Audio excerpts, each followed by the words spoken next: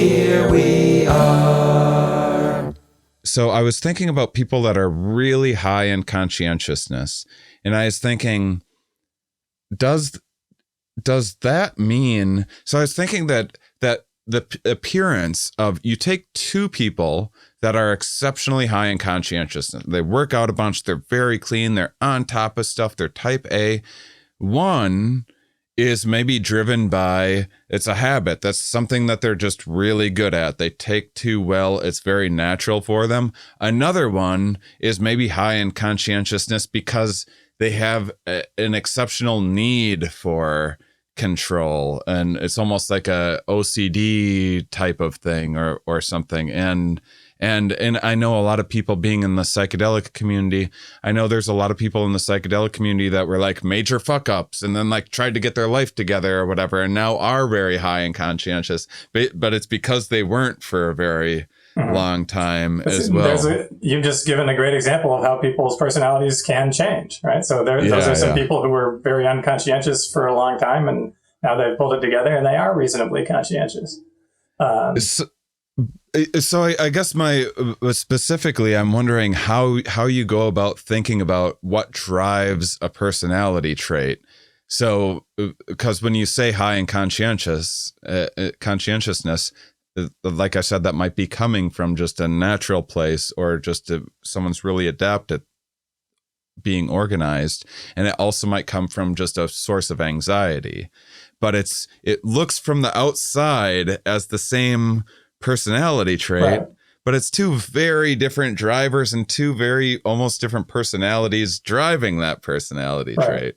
Well, okay, but so I guess the way I would think about this is that it can't be just anxiety, right? Because there are plenty of people who have a lot of anxiety and they're unconscientious, right? Me. So who worry a lot about stuff, and yet it somehow doesn't enable them to get organized and set their priorities effectively and get stuff done. Sure. So, regardless of whether the anxiety is contributing to the need to feel like I've got to keep things organized and stay on top of stuff, there has to be something more that is enabling that conscientiousness to go on. And so I think the way that I would think about this is that, for any one of these personality traits, there are probably going to be slightly different influences for different people and essentially different interactions with the rest of the system.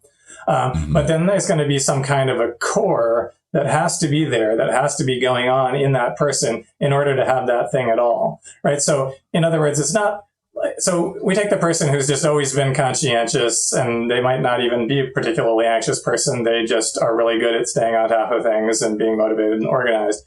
So whatever their brain is doing to allow them to prioritize goals effectively, and to, remember the things that they need to do, and to, ignore distractions in favor of the long term. The person who is conscientious after, a lifetime of fucking up, and then gets their act together and becomes more conscientious, well, think about what they have to be doing. They are still prioritizing their goals effectively. They still have to be ignoring distractions. They still have to be, focusing on the long term, because if they're not doing those things, well, then they're just not conscientious, right? So there's got to be some system in the brain that is allowing you to prioritize your goals effectively, and that is suppressing, like when something pops up and you say, oh, I could do that instead of this thing that I'm supposed to be doing. Something's got to suppress that.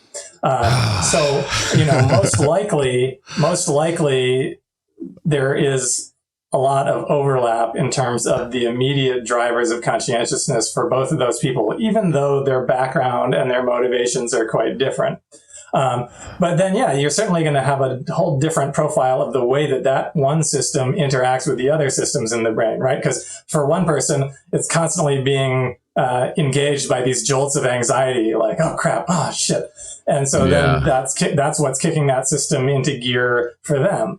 Whereas for the other person, even without anxiety, for whatever reason, that system is just always in high gear. So, yes, you can definitely see that there are likely to be differences in the way that the whole system acts as a whole. But I still, one of the bases of my work is the assumption, basically, or the proposition that there are likely to be these kind of core mechanisms that are there for each one of these broad personality traits that we can identify in the brain.